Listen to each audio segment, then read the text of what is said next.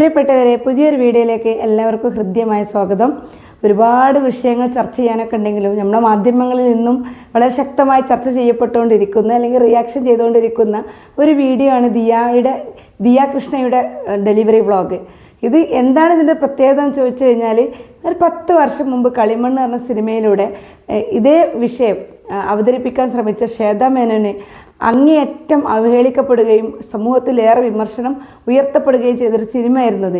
സ്ത്രീകളെ ഗർഭധാരണവും ഗർഭപ്രസവവും എല്ലാം തന്നെ യൂട്യൂബിൽ പോസ്റ്റ് ചെയ്യുന്നതിനെതിരെ ഇന്നത്തെ കാലത്തും അങ്ങേയറ്റം വിമർശനം ഉള്ള സമയത്താണ് ദിയയുടെ ഈ പ്രസവത്തിൻ്റെ വീഡിയോ അങ്ങേയറ്റം 50 ലക്ഷത്തിലേറെ ആളുകൾ കാണുകയും 90% പേര് അത് അംഗീകരിക്കുകയും ദിയയുടെ വേദന സ്വന്തം വേദനയായി ഏറ്റെടുക്കുകയും ദിയയുടെ സന്തോഷം സ്വന്തം സന്തോഷമായി ഏറ്റെടുക്കുകയും ചെയ്യുന്ന കാഴ്ച നമ്മൾ ടി വിയിലും മാധ്യമങ്ങളിലൊക്കെ കണ്ടുകൊണ്ടിരിക്കുന്നത്. ഒരുപാട് മാധ്യമങ്ങൾ ഇത് ചർച്ച ചെയ്യാനെടുത്തു. പല ഡോക്ടേഴ്സും ഇത് ആളുകൾക്ക് ഫോളോ ചെയ്യാൻ പറ്റുന്ന രീതിയാണെന്ന് പറയുകയും ചെയ്തു. പക്ഷേ നമ്മളെപ്പോലെ സാധാരണക്കാർക്ക് ഇതെല്ലാം പ്രാപ്യമാണോ? നമുക്കൊക്കെ ഇത് പറ്റുമോ? നമുക്കും വേദനരഹിതമായി പ്രസവിക്കാൻ സാധിക്കുമോ എന്നുള്ള ചർച്ചകളും നടന്നുകൊണ്ടിരിക്കുന്നത്. സർക്കാരിനെതിരെ വിമർശനങ്ങളുണ്ട്. സർക്കാർ ആശുപത്രികളിൽ ഇത്തരം സംവിധാനങ്ങൾ ഒരുക്കണമെന്നുള്ള മുറവിളികളുണ്ട്. പക്ഷേ ഇത് പെട്ടെന്ന് പ്രാബല്യത്തിൽ വരുത്താൻ പറ്റിയൊരു വിഷയമാണോ? നിങ്ങൾ ആലോചിച്ച് നോക്കൂ. ഇവിടെ ദിയ തിരഞ്ഞെടുത്ത ഹോസ്പിറ്റൽ ഒരു സാധാരണക്കാർക്ക് താങ്ങാവുന്ന ഒരു ഹോസ്പിറ്റലല്ല. അവിടുത്തെ ഒരു ദിവസത്തെ വാടക തന്നെ 10,000-15,000 രൂപ വരും ഒരു ദിവസത്തെ. കാരണം അത് അമ്മക്ക് ഗർഭിണിക്ക് കിടക്കാൻ ഒരു റൂം, അതുപോലെ അതിനോട് ചേർന്ന് ലേബർ റൂം, അതിനിപ്പുറത്ത് അവരുടെ കൂടെ വന്ന ആളുകൾക്ക് നിൽക്കാനുള്ളൊരു റൂം, പിന്നെ 5 സ്റ്റാർ ഹോട്ടലിൻ്റെ എല്ലാ ഫെസിലിറ്റീസുള്ള റൂമുകൾ. ഈ ഒരു സംവിധാനത്തിലൂടെ ദിയൻ്റെ എന്താ പറയുക, സാമ്പത്തിക ഭദ്രതക്കനുസരിച്ച് തനിക്ക് പ്രസവിക്കാൻ ഏറ്റവും സുഗമമായൊരു മാർഗം തേടിയപ്പോൾ നമ്മളെപ്പോലെ സാധാരണക്കാർ എവിടെ തേടി ചെല്ലുന്നത്? സർക്കാർ ഹോസ്പിറ്റലുകളാണല്ലേ. നമ്മുടെ കയ്യിൽ അല്പമെങ്കിലും പൈസ ഉണ്ടെങ്കിൽ നമ്മൾ എന്ത് ചെയ്യും? നേരെ പ്രൈവറ്റ് ഹോസ്പിറ്റലിൽ പോകും. പലപ്പോഴും നമ്മൾ അങ്ങനെയാണ്. ഇപ്പോൾ ഇവിടെ പറയുന്നുണ്ട്, ദിയ എപ്പിഡ്യൂറൽ ഇഞ്ചക്ഷനെ കുറിച്ച് പറയുന്നുണ്ട്. അത് എപ്പിഡ്യൂറൽ സ്പേസിലാണ് ഈ അനസ്തേഷ്യ കൊടുക്കുന്നത്.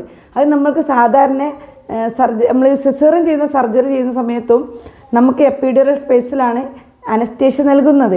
ഇവിടെയും അതുപോലെ വേദന അറിയാതിരിക്കാൻ, അതായത് നമ്മുടെ ഞട്ടലിൽ നിന്നും തലച്ചോറിലേക്കുള്ള നാഡീ നരമ്പുകളെ എന്താ പറയുക, വേദന അറിയാതിരിക്കാൻ വേണ്ടി ഇഞ്ചക്ട് ചെയ്യുന്നതാണ്. കാരണം നമ്മൾ ഈ സംവേദനക്ഷമതയുള്ള ഞരമ്പുകളെ വേദന അറിയാതിരിക്കാൻ വേണ്ടി അതിനെ തളർത്തിയിടുന്നതാണ് ഈ എപ്പിഡ്യൂറൽ ഇഞ്ചക്ഷൻ ആയാലും. അത് എപ്പിഡ്യൂറൽ സ്പേസിലാണ് നൽകുക. അപ്പോൾ നമ്മൾ സിസേറിയൻ ചെയ്യുകയാണെങ്കിൽ ഒരു 40 അല്ലെങ്കിൽ 50 മിനിറ്റ്സാണ് ആ ഒരു തരിപ്പ് നമുക്ക് ഉണ്ടാവുള്ളൂ. പിന്നീട് നമുക്ക് കണ്ടിന്യൂസ് ആയിട്ട് നമുക്ക് തരുന്ന ഇഞ്ചക്ഷൻസും പെയിൻ കില്ലേഴ്സാണ് നമ്മളെ വേദനകൾ അറിയാതിരിക്കുന്നത്, നമ്മളെ കീറി മുറിച്ച വേദന അറിയാതിരിക്കുന്നത്. പലപ്പോഴും പലരും പറയുന്നുണ്ട്, പ്രസവിച്ചെങ്കിൽ മാത്രമേ ഒരു കുഞ്ഞിനോട് സ്നേഹം ഉണ്ടാവുള്ളൂ, സിസേറിയൻ ചെയ്താൽ സ്നേഹം ഉണ്ടാവില്ല, സിസേറിയൻ ചെയ്ത പെണ്ണുങ്ങൾക്കൊന്നും മക്കളോട് സ്നേഹം ഉണ്ടാവില്ല. പണ്ട് കുഞ്ഞുണ്ണിമാഷ് പറഞ്ഞിരുന്നു, പണ്ടൊക്കെ പേരല്ലേ ഇപ്പൊക്കെ കീറല്ലേ, അതിൻ്റെ ഒരു വ്യത്യാസമുണ്ട്. അതായത് കുഞ്ഞുണ്ണി മാഷോട് കുട്ടികൾക്ക് എന്താ ഇപ്പോൾ പണ്ടത്തെ പോലെ അമ്മമാർക്ക് കുട്ടികളോട് വൈകാരിക സ്നേഹമില്ലാത്തത്, അല്ലെങ്കിൽ കുട്ടികൾക്ക് എന്താണ് അമ്മമാരോട് അത്ര അടുപ്പമില്ലാത്തതെന്ന് ചോദിച്ച സമയത്ത് അദ്ദേഹം പറഞ്ഞ മറുപടിയായിരുന്നു, പണ്ടൊക്കെ പേരല്ലേ ഇപ്പൊക്കെ കീറല്ലേ. സത്യം പറഞ്ഞു കഴിഞ്ഞാൽ അന്നത്തെ കാലത്ത് ഇതുപോലെ വേദനരഹിതമായി പ്രസവിക്കാൻ കഴിയുന്നുണ്ടെങ്കിൽ ആരെങ്കിലും ഇതിന് തയ്യാറാവുമോ? പക്ഷെ നമ്മളെപ്പോലെ സാധാരണക്കാർക്ക് ഇന്നത് കിട്ടാക്കനി പോലെയാണ്. പക്ഷെ നമുക്ക് ആലോചിക്കാം, നമ്മൾ സൽക്കാരം നടത്താൻ, കല്യാണം നടത്താൻ ലക്ഷങ്ങൾ പൊടിക്കുമ്പോൾ ഒരു കുഞ്ഞിനെ കല്യാണമൊക്കെ ഒന്ന് ലളിതമാക്കിയിട്ട് നമ്മുടെ ജീവിതത്തിലെ വേദനയേറിയ നിമിഷത്തെ ഏറ്റവും മനോഹരമാക്കാൻ വേണ്ടി ലക്ഷങ്ങൾ ഉപയോഗിക്കുക എന്നുള്ളത് എനിക്ക് തോന്നിയിട്ടുള്ളത്. കാരണം 2-3 ദിവസമാകുമ്പോൾ 1 ലക്ഷം രൂപ 2 ലക്ഷം രൂപ താഴേക്ക് എന്തായാലും വരും. ഒരു സർജറി നമ്മൾ പ്രൈവറ്റ് ഹോസ്പിറ്റലിൽ പോയിട്ട് ഒരു സർജറി ചെയ്യുന്ന സമയത്ത് ഏകദേശം 1-1.5 ലക്ഷം രൂപയാവൂലേ. അത്യാവശ്യം നല്ല ഹോസ്പിറ്റലാണെങ്കിൽ സിസേറിയൻ അടക്കം 1-1.25 ലക്ഷം രൂപ എന്തായാലും ആവും. അപ്പോൾ അതിലേക്ക് ഒരു 10-30,000 കൂട്ടി എപ്പിഡ്യൂറൽ ഇഞ്ചക്ഷൻ കൂടി വെച്ച് കഴിഞ്ഞാൽ നമുക്ക് എന്ത് ചെയ്യാം? വേദനരഹിതമായി പ്രസവിക്കാം. പിന്നെ എന്തുകൊണ്ട് ദിയ ചെയ്യുന്നത് നമുക്ക് പറ്റുന്നില്ല എന്ന് ചോദിച്ചു കഴിഞ്ഞാൽ, അതിപ്പോൾ എന്താ, നാട്ടു നടപ്പനുസരിച്ച് പെണ്ണുങ്ങളൊക്കെ വേദന തട്ടി തന്നെയല്ലേ പ്രസവിക്കണത്. എനിക്കിപ്പോൾ ഇനി വേദന തട്ടാതിരിക്കാൻ വേണ്ടിയിട്ട് 30,000 കൊടുക്കാനൊന്നും നമ്മളെടുത്തില്ല. അല്ലെങ്കിൽ നമ്മൾ തന്നെ ഒന്ന് മടിക്കും. അല്ലെങ്കിൽ ഇപ്പോൾ എന്തിനാ ഞാൻ 30,000 കൊടുക്കണേ, എൻ്റെ അമ്മയും മുത്തശ്ശിയും കാലങ്ങളായിട്ട് സ്ത്രീകളൊക്കെ ഈ വേദന അനുഭവിച്ചല്ലേ പ്രസവിക്കണമെന്ന്. സത്യം പറഞ്ഞാൽ അതായത് ദിയയുടെ വീഡിയോ ഇന്ന് ഗർഭം ധരിച്ചിരിക്കുന്നവർക്കും എന്താ പറയുക പ്രസവം അടുത്തിരിക്കുന്നവർക്കൊക്കെ ഒരു പ്രതീക്ഷയാണ് അല്ലേ. കയ്യിലുള്ള 2 വളയും മാലയും ഊരി വിറ്റാലും വേണ്ടില്ല, എനിക്ക് വേദന സഹിക്കാൻ കഴിയില്ല എന്നുള്ളത്. സത്യം പറഞ്ഞാൽ നമുക്ക് സഹിക്കാനാവാത്തൊരു വേദനയാണ്. പക്ഷേ നമ്മളപ്പോഴും ആ വേദന സഹിക്കുന്നത് എന്തിനു വേണ്ടിയിട്ടാണ്? നമ്മൾ അതുവരെ അത് നമ്മളെ ഉള്ളിൽ രൂപം കൊണ്ട നിമിഷം മുതൽ നമ്മൾ ഈ നിമിഷത്തിന് വേണ്ടി കാത്തിരിക്കുകയാണ്. ഞാനിങ്ങനെ വേദന തട്ടി പ്രസവിക്കും, എനിക്കതിനോടപ്പുറം എനിക്കെൻ്റെ കുഞ്ഞിനെ, എൻ്റെ രക്തത്തിൽ പിറന്ന എൻ്റെ കുഞ്ഞിനെ സ്വന്തമാക്കാൻ കഴിയുന്നുള്ള പ്രതീക്ഷയിലാണ് ഈ ഒരു സ്ത്രീ അതിന് തയ്യാറാവുന്നതെന്നുള്ളതാണ്. ഇവിടെ പലപ്പോഴും പലരും പറയുന്നു, ഈ മാത്രമാണ് അവിടെ പ്രസവിച്ചിട്ടുള്ളത്. അല്ല, കാലങ്ങളായിട്ട് പെണ്ണിങ്ങനെ നരകിച്ച് വേദനിച്ച് കിടന്ന് പ്രസവിക്കണം എന്നുള്ളൊരു നിയമം നിർബന്ധിതമാക്കിയ പോലെയാണ് ഓരോരുത്തരുടെ കമൻറ്റ് കണ്ടു കഴിഞ്ഞാൽ. ഒരു സ്ത്രീക്ക് വേദനരഹിതമായിട്ടൊരു കുഞ്ഞിന് ജന്മം നൽകാൻ കഴിയുക എന്നുള്ളതല്ലേ ഏറ്റവും സന്തോഷമുള്ളത്. വേദന തട്ടി പ്രസവിച്ചാലും വേദന തട്ടാതെ പ്രസവിച്ചാലും സിസേറിയൻ ചെയ്താലും നമ്മളെ കുഞ്ഞിനെ നെഞ്ചോട് ചേർക്കുമ്പോൾ ഒരു ആത്മനിർവൃതി ഉണ്ടല്ലോ, അത് വല്ലാത്തൊരു അനുഭവം തന്നെയാണ്. അതിന് വേദന അനുഭവിക്കണം എന്നൊന്നുമില്ല. പക്ഷേ ഈ വേദന അനുഭവിക്കുന്ന സ്ത്രീകൾ തന്നെയല്ലേ വീണ്ടും വീണ്ടും ഗർഭിണിയാവുന്നത് എന്ന് എനിക്ക് പരിചയമുള്ള ഒരു ചേച്ചി ഉണ്ട് കേട്ടോ. ഒരു സിസ്റ്ററാണ് പറയുമ്പോൾ, അവരൊറ്റ കുഞ്ഞിനെ പ്രസവിച്ചിട്ടുള്ളൂ. പക്ഷേ അവർ പറയുന്നു, എനിക്ക് ജീവിതത്തിൽ ആ വേദന സഹിക്കാൻ കഴിയൂല, ഞാൻ ഒരിക്കലും പ്രസവിക്കൂല എന്ന് പറഞ്ഞ് ഒരു കുഞ്ഞിൽ അവസാനിപ്പിച്ച എത്രയോ ആളുകളുണ്ട്. ആ ട്രോമയിൽ നിന്ന് രക്ഷപ്പെടാനാവാത്ത അവരൊക്കെ തന്നെ വേദന തട്ടി പ്രസവിക്കുന്നില്ലേ. എത്ര പൈസ പെട്ടിയിൽ വെച്ചിട്ട് ആളുകൾ പിന്നെ സുഖപ്രസവം എന്ന് പറഞ്ഞ് എങ്ങനെയാണ് ഇതിന് സുഖപ്രസവം ആകുന്നത് ഞാൻ പലപ്പോഴും ആലോചിക്കാറുണ്ട്. എല്ലാവരും പറയും മരണത്തിന് അതുപോലത്തെ വേദന, മരണത്തിൻ്റെ പാതി വേദന അനുഭവിക്കണം. നമ്മളെ എന്താ പറയുക, മെഡിക്കൽ കോളേജിലൊക്കെ പോയി കഴിഞ്ഞാൽ വല്ലാത്തൊരവസ്ഥയാണ് അവിടെ. അപ്പോൾ പലരും പറയും, നമ്മളോടൊക്കെ ചോദിക്കും സാമ്പത്തിക ബുദ്ധിമുട്ടൊക്കെ സമയത്ത് സാധാരണക്കാർക്കുള്ളതല്ലേ മെഡിക്കൽ കോളേജ് എന്ന്. പക്ഷെ ഞാൻ പറയുന്നു, നമുക്ക് എന്തെങ്കിലും പറ്റുമെങ്കിൽ നമുക്ക് സമാധാനത്തോടെ നല്ല വാക്കുകൾ കേട്ട് പ്രയാസമൊന്നുമില്ലാതെ പ്രസവിക്കാൻ പറ്റിയ ചുറ്റുപാടുണ്ടെങ്കിൽ അത് തിരഞ്ഞെടുക്കുന്നതാവും ഏറ്റവും ഭംഗി. അത് മെഡിക്കൽ കോളേജ് എല്ലാ ഡോക്ടേഴ്സും എല്ലാ സിസ്റ്റേഴ്സും ഇങ്ങനെയാണെന്നല്ല ഒരിക്കലും ഞാൻ പറയുന്നത് കേട്ടോ. എൻ്റെ ജീവിതത്തിൽ ഞാൻ 3ാമത്തെ കുഞ്ഞിനെ പ്രസവിക്കാൻ പോയത് പിന്നെ മെഡിക്കൽ കോളേജിലാണ്. മെഡിക്കൽ കോളേജിൽ ചെന്ന് ആദ്യത്തെ ദിവസം കേസ് സ്റ്റഡി തന്നെ എൻ്റെ ഏറ്റവും ലാസ്റ്റ് 1 മണിക്കാണ് എൻ്റെ കേസ് സ്റ്റഡി നടത്തുന്നത്.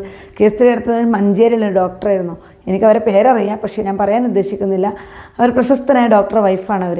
അപ്പോൾ അവരാണ് എൻ്റെ കേസ് സ്റ്റഡിയൊക്കെ നടത്തിക്കൊണ്ടിരിക്കുന്നത്. അപ്പോൾ ആ സമയത്ത് അവരെന്നോട് ചോദിച്ചു, ഞാൻ ഓൾറെഡി 2 സിസേറിയൻ കഴിഞ്ഞിട്ടാണ് 3ാമത്തെ കുഞ്ഞിന് സിസേറിയന് വേണ്ടിയിട്ടാണ് ഹോസ്പിറ്റലിൽ അഡ്മിറ്റായി ചെന്നപ്പോൾ ഡോക്ടറിനോട് ചോദിച്ചു, എല്ലായിടത്തും തട്ടിപ്പ് അങ്ങോട്ട് പോകുന്നതാണല്ലേ ചോദിച്ചു. അത് വേറെ ഹോസ്പിറ്റലൊന്നും എടുക്കാത്തതുകൊണ്ട് ഇങ്ങോട്ട് പോകുന്നതാണെന്ന് ചോദിച്ചു. കാരണം എന്നെ അതിൻ്റെ മുന്നേ 2 ഡെലിവറിക്കും കൺസൾട്ട് ചെയ്തിരുന്ന ഡോക്ടേഴ്സ് എന്നോട് 3ാമത്തെ കുഞ്ഞിനെ പ്രഗ്നൻ്റ് ആയപ്പോൾ അത് അബോർട്ട് ചെയ്യാൻ പറഞ്ഞു. അപ്പോൾ സത്യം പറഞ്ഞു കഴിഞ്ഞാൽ ഞാനത് അബോർട്ട് ചെയ്യൂല എന്നും പറഞ്ഞു.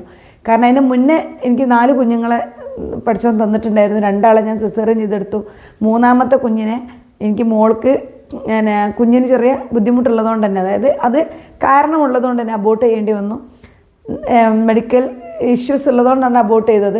അങ്ങനെ അതെന്നെ എനിക്ക് ഭയങ്കര വിഷമമായിരുന്നു. പലപ്പോഴും ഞാൻ ആലോചിക്കാറുണ്ട്, ഈ മക്കളെ കാണുന്ന കൂട്ടത്തിൽ ആ കുഞ്ഞും കൂടി ഉണ്ടായിരുന്നെങ്കിൽ അബോർട്ട് ചെയ്തല്ലാതെ ഒരു വിചാരിക്കൂലേ. എൻ്റെ മനസ്സിലും ഒരു കുഞ്ഞു മുഖം ഇങ്ങനെ തെളിഞ്ഞു വരും. അത് ആൺകുട്ടിയായിരുന്നോ പെൺകുട്ടിയായിരുന്നോ എങ്ങനെയായിരുന്നു, എന്നെപ്പോലെ ആയിട്ടുണ്ടാവുക, എന്നെപ്പോലെ ഒറ്റ മക്കളില്ല, എല്ലാവരും എൻ്റെ ഹസ്ബൻഡിനെ പോലെ. അപ്പോൾ ഞാൻ നിൽക്കും, ആ പോയ കുഞ്ഞ് എന്നെപ്പോലെയാണോ എന്നൊക്കെ ഞാൻ അതിനെക്കുറിച്ച് നമ്മൾ ആലോചിക്കേണ്ട ആവശ്യമില്ലെങ്കിലും ചില സമയങ്ങളെങ്കിലും ആ വേദന നമ്മളുള്ളിലേക്ക് കടന്നു വരും. നമ്മൾ ആഗ്രഹിക്കാതെ ഒരു കുഞ്ഞിനെ അബോർട്ട് ചെയ്യേണ്ടി വരുന്ന സമയത്ത് അത് നിർബന്ധാവസ്ഥയിൽ അബോർട്ട് ചെയ്തതാണ്. പിന്നീട് എനിക്ക് മോനുണ്ടാവും, 4ാമത്തെ കുഞ്ഞാണ്. അങ്ങനെ ഞങ്ങൾ ആദ്യത്തെ 2 കുഞ്ഞുങ്ങളും ഒരുപാട് ട്രീറ്റ്മെൻറ്റൊക്കെ നടത്തിയിട്ടുണ്ടായതാണെങ്കിൽ 3ാമത്തെ കുഞ്ഞ് നമുക്ക് ഒട്ടും പ്രതീക്ഷിക്കാതെ ദൈവം പഠിച്ചവൻ തന്നൊരു അനുഗ്രഹമായിരുന്നു. അപ്പോൾ ഞാൻ ഇതേപോലെ സന്തോഷത്തോടു കൂടി തന്നെ ഡോക്ടറെ അടുത്ത് ചെന്നപ്പോൾ ഡോക്ടർ എന്നോട് പറഞ്ഞ്, ഒരുപാട് കോംപ്ലിക്കേഷൻസ് ഉണ്ട്, എന്തായാലും ഇനിയൊരു പ്രസവം സാധ്യമല്ല, ഇനി പ്രസവിക്കുക എന്ന് പറഞ്ഞാൽ ഇയാളെ സംബന്ധിച്ചിടത്തോളം ജീവൻ കൊടുക്കുന്നതിന് തുല്യമാണ്. അതായത് മറ്റു കുട്ടികൾക്ക് അമ്മ വേണ്ടേ, അമ്മയുടെ കാര്യത്തിൽ ഞങ്ങളൊരു ഗ്യാരണ്ടിയും തരൂല എന്ന് പറഞ്ഞു. അപ്പോൾ സത്യം എൻ്റെ കൂടെ ഉണ്ടായിരുന്ന ഹസ്ബൻഡിന് ആകെ സങ്കടമായി.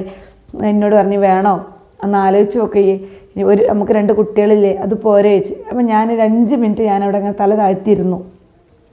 എന്നിട്ട് ഞാൻ ആലോചിച്ചു, അന്ന് 2018 ഞാൻ മോനെ 2019 മോനെ പ്രസവിക്കുന്നത്. അപ്പം ഞാനിങ്ങനെ വിചാരിച്ചു, പിന്നെ അതിൻ്റെ തൊട്ട്, അതായത് 2018 മെയ് ജൂണൊക്കെ സമയത്ത് നമുക്ക് നിപ്പ ഉണ്ടായിട്ട് ആളുകളെല്ലാവരും കൂടെ ഒരുപാട് ആളുകൾ മരിച്ചു, നമ്മളെ ലിനി സിസ്റ്ററൊക്കെ മരിച്ച കാലഘട്ടത്തിലാണെന്നാണ് എനിക്ക് തോന്നുന്നത്. അപ്പോൾ ഞങ്ങൾ വിചാരിച്ചു പനി വന്നിട്ട് എത്രയോ ആളുകൾ മരിച്ചു പോണ്, ആക്സിഡൻ്റായി മരിച്ചു പോണ്, രോഗം വന്ന് മരിച്ചു പോണ്, ഞാൻ ഈ കുഞ്ഞിനെ പ്രസവിച്ചിട്ട് മരിക്കാൻ ദൈവം വിധിച്ചിട്ടുണ്ടെങ്കിൽ അങ്ങനെ ആയിക്കോട്ടെ, ഇത് തിരുത്താൻ എനിക്ക് കഴിയില്ല. എൻ്റെ മനസ്സിലൂടെ അതാണ് വന്നത്. അപ്പോൾ ഞാൻ ഡോക്ടറോട് പറഞ്ഞു, സർ എന്തെങ്കിലും ഞാൻ ഈ കുഞ്ഞിനെ അബോർട്ട് ചെയ്ത് കഴിഞ്ഞാലും മറ്റെന്തെങ്കിലും കാരണം കൊണ്ട് ഞാൻ നാളെ മരിച്ചേക്കാം. അപ്പം ഞാൻ ഈ കുഞ്ഞിനെ അബോർട്ട് ചെയ്ത് എന്നുള്ള ഒരു കുറ്റബോധം എൻ്റെ ഉള്ളിലുണ്ടാവും. അപ്പം ഞാൻ ഈ കുഞ്ഞിനെ പ്രസവിച്ചോളാം, എന്നിട്ട് ഞാൻ മരിക്കുകയാണെങ്കിൽ മരിച്ചോട്ടെ, എനിക്ക് സന്തോഷമാണെന്ന് പറഞ്ഞു. അപ്പോൾ ഡോക്ടറിൻ്റെ ഇങ്ങനെ ഷോൾഡറിൽ ഇങ്ങനെ തട്ടിയിട്ട് പറഞ്ഞു, തീരുമാനം അതാണെങ്കിൽ കുഴപ്പമൊന്നുമില്ല, പക്ഷേ 2 ഡെലിവറിക്കും ഞങ്ങൾ നല്ല റിസ്ക് എടുത്തിട്ടുണ്ട്.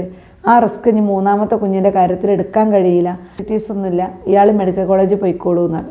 അങ്ങനെയാണ് ഞങ്ങൾ മെഡിക്കൽ കോളേജിൽ വരും. പിന്നെ 2 ഗൈനക്കിൻ്റെ അടുത്തോടെയും പോയി. പക്ഷെ അവർക്കൊരു ധൈര്യം ഉണ്ടായില്ല, കാരണം ഇത്രയും കോംപ്ലിക്കേഷൻസ് ഒക്കെ ഉണ്ട്. അതുകൊണ്ട് ഇത് ഇവിടുന്ന് സാധാ ഹോസ്പിറ്റലിൽ നിന്ന് പ്രൈവറ്റിൽ നിന്നായാലും ഇയാൾക്ക് എന്തെങ്കിലും ബുദ്ധിമുട്ട് വന്നു കഴിഞ്ഞാൽ അത് നമുക്ക് പ്രയാസമാവുമെന്ന് പറഞ്ഞു. അങ്ങനെ ഞങ്ങൾ മെഡിക്കൽ കോളേജിൽ നേരിട്ട് പോയില്ല. മെഡിക്കൽ കോളേജിലെ ഒരു ഡോക്ടർ വീട്ടിൽ പോയി കണ്ടു. അങ്ങനെ ഡോക്ടർ പറഞ്ഞ് ഇയാൾക്ക് ധൈര്യം ഉണ്ടെങ്കിൽ ഞാൻ കൂടെ നിൽക്കാമെന്ന് പറഞ്ഞു.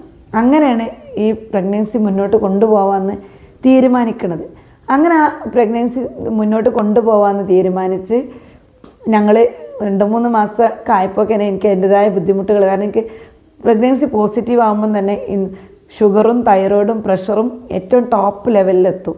പിന്നെ ഇൻസുലിൻ വെക്കണം, പ്രഷറിന് 4-5 നേരം 3.5 മണിക്കൂർ കൂടുമ്പോൾ മരുന്ന് കഴിക്കണം, പിന്നെ തൈറോയിഡും, പിന്നെ എനിക്ക് വൊമിറ്റിങ്ങും അങ്ങനത്തെ ബുദ്ധിമുട്ടുകൾ വേറെ, മരുന്നിൻ്റെ ബുദ്ധിമുട്ടുകൾ വേറെ, ഒരു ഭക്ഷണം 7 മാസം വരെ ഒരു ഭക്ഷണം കഴിക്കാൻ കഴിയില്ല, അതിൻ്റെ ബുദ്ധിമുട്ടുകൾ വേറെ, ഇത്രയും മരുന്നുകൾ കഴിക്കണതിൻ്റെ പ്രശ്നങ്ങൾ വേറെ. അങ്ങനെ ഏതായാലും 8 മാസം ആവാനായി. ഇനി സാധാരണ 8ാം മാസത്തിലാണ് 36 ആഴ്ച ആകുമ്പോഴാണ് എൻ്റെ ഡെലിവറിയൊക്കെ കഴിഞ്ഞിട്ടുള്ളത്. മെഡിക്കൽ ജനുവരി 10 ഒന്ന് കാണിക്കാൻ പറഞ്ഞു. ഞങ്ങൾ പോയി കാണിച്ചു. അപ്പോൾ ഡോക്ടർ പറഞ്ഞു ഇനി ലാസ്റ്റ് വന്നാൽ മതി, എന്തെങ്കിലും ബുദ്ധിമുട്ടുണ്ടെങ്കിൽ വന്നാൽ മതി പറഞ്ഞു. 2 ദിവസം കഴിഞ്ഞപ്പോൾ എനിക്ക് പെയിൻ തുടങ്ങി. നടക്കുമ്പോഴും ഇരിക്കുമ്പോഴൊക്കെ വല്ലാത്ത പെയിന്, കാരണം ഞാൻ ആദ്യത്തെ ഡെലിവറിക്ക് പെയിൻ അനുഭവിച്ചിട്ടില്ല. അപ്പോൾ എനിക്ക് ഭയങ്കര ടെൻഷനായിരുന്നു. ഒന്നാമത് ഈ ഡോക്ടർ പറഞ്ഞ ഈ വാക്കുകളിൻ്റെ ഉള്ളിലുണ്ടായിരുന്നു, നമ്മൾ ഒരു പക്ഷേ ഈ ഒരു പ്രസവത്തോടു കൂടി ഇല്ലാതായി പോയേക്കാം എന്നുള്ളത്. അതെൻ്റെ ഉള്ളിൽ ഏത് സമയത്തും ഉണ്ടായിരുന്നു കേട്ടോ. ഭയങ്കരമായിട്ട് ബുദ്ധിമുട്ട്, മാനസികമായിട്ട് എനിക്ക് ഭയങ്കര പ്രയാസം ഉണ്ടാക്കി. ആ ഒരു പ്രസവിക്കുന്ന ദിവസം വരെ ഈ വാക്കുകൾ എൻ്റെ ഉള്ളിൽ കിടന്നിങ്ങനെ പെരുമ്പറം മുഴക്കിക്കൊണ്ടേയിരുന്നു. പക്ഷെ ആരോടും ഞാനത് കാണിച്ചില്ല. എൻ്റെ ഉള്ളിൽ സങ്കടമാണെങ്കിലും ഞാൻ പൊതുവേ അങ്ങനെ പുറത്തേക്ക് കാണിച്ച് കരയാത്ത ബോൾഡായി നിൽക്കുന്ന ഒരു ക്യാരക്ടറാണ്. അങ്ങനെ ഹോസ്പിറ്റലിൽ അഡ്മിറ്റാക്കി. നമ്മൾ ആദ്യമായിട്ട് തന്നെ ഒരു ഡെലിവറിക്ക് മെഡിക്കൽ കോളേജിൽ അഡ്മിറ്റ് ആവണത്. എൻ്റെ ഫാമിലിയിലും ഞാൻ ആദ്യമായിട്ട്, ഭർത്താവിൻ്റെ ഫാമിലിയിലും ഇവിടുത്തെ ഫാമിലിയിലും ആദ്യമായിട്ടാണ് ഞാൻ ഒരാൾ അഡ്മിറ്റ് ആവണത്. അവിടുത്തെ സിസ്റ്റം ഒന്നും അറിഞ്ഞുകൂടാ. ഞങ്ങൾ 3 ആളെ കയ്യിൽ, ഞാനും എൻ്റെ ജ്യേഷ്ഠത്തി എൻ്റെ നാത്തൂനും എൻ്റെ കൂടെ ഉണ്ടായിരുന്നത്. അപ്പോൾ ഞങ്ങളെ കയ്യിലുള്ള മൊബൈലുകളൊക്കെ 2 ദിവസമായപ്പോൾ ചാർജ് വീക്കാകാൻ തുടങ്ങി. ഇവർക്ക് 2 പുറത്തിറങ്ങിയോ പുറത്ത് ആളുകളോട് സംസാരിച്ചോ ഒന്നും അധികം പരിചയമില്ല. എനിക്കാണെങ്കിൽ ഗർഭിണി ആയതുകൊണ്ട് ഹോസ്പിറ്റലിൻ്റെ പുറത്തേക്ക്, വാർഡിൻ്റെ പുറത്തേക്ക് പോകാനുള്ള പെർമിഷനുമില്ല. എന്നാൽ എവിടെയെങ്കിലും വെച്ച് ചാർജ് ചെയ്യാമെന്ന് വിചാരിച്ചാൽ ആരും അവിടെ അപ്പോക്ക് ഇതിൻ്റെ സെക്യൂരിറ്റി വന്ന് അതൊക്കെ ഊരി മാറ്റി ചീത്ത പറയും, ഇവിടെ ചാർജ് ചെയ്യാൻ പറ്റില്ല എന്ന് പറഞ്ഞാണ്. സത്യം പറഞ്ഞാൽ ഞങ്ങളെ ഫോണിലെ ചാർജൊക്കെ കുറഞ്ഞ് ഞങ്ങൾ ഓരോരുത്തരെ ഫോൺ ഉപയോഗിക്കാൻ തുടങ്ങി. അതായത് ഒരു കുട്ടി ഡോക്ടറിനോട് എന്നിട്ട് പറഞ്ഞു, പിന്നെ ഉമ്മ നിങ്ങളെ വയറ് തുറക്കണമെങ്കിൽ, അങ്ങനെ പറഞ്ഞു, നിങ്ങളെ വയറ് തുറക്കണമെങ്കിൽ 3 കുപ്പി ബ്ലഡ് വേണമെന്നാണ്. അപ്പോൾ പോസിറ്റീവ് ബ്ലഡാണ്, ഹസ്ബൻഡ് കൂടെ അല്ല, ആങ്ങളാണെങ്കിൽ നാട്ടിലാണ്. അങ്ങനെ അന്ന് ഒരു ദിവസം രാവിലെ എനിക്ക് പെയിന് തുടങ്ങി. ഇങ്ങനെ 2 സൈഡിൽ നിന്നും ഇങ്ങനെ പെയിന് തുടങ്ങിയപ്പം ഞാൻ പറഞ്ഞില്ല, ആദ്യത്തെ 2 ഡെലിവറിക്കും ഞാൻ ഡെലിവറി പെയിൻ അനുഭവിച്ചിട്ടില്ല. കാരണം എനിക്ക് ഹൈ പ്രഷർ ആയതുകൊണ്ട് തന്നെ 36 ആഴ്ച ആവുന്ന ദിവസം എന്നെ സർജറി ചെയ്തിട്ടാണ് ഇതുവരെ. എൻ്റെ ഒരു ഹിസ്റ്ററി അങ്ങനെയാണ്.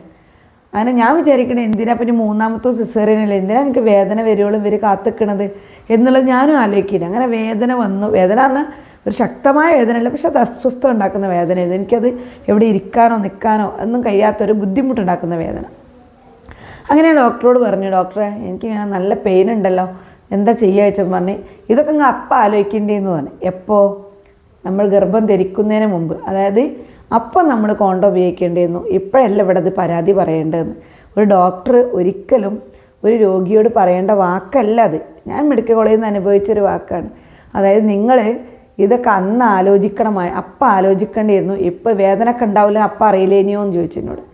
സത്യം പറഞ്ഞു കഴിഞ്ഞാൽ എനിക്കന്ന് 39 വയസ്സൊക്കെ കഴിഞ്ഞ് 40 വയസ്സാവാനായി. ഈ പെൺകുട്ടിയാണ് 25 വയസ്സൊക്കെ ഉള്ള ഒരു 25 ബിലോ 25 ഉള്ളൊരു പെൺകുട്ടി. ആ കുട്ടി എന്നോടത് പറഞ്ഞ സമയത്ത് എനിക്കത് ഭയങ്കരമായിട്ട് ഹേർട്ട് ചെയ്തു.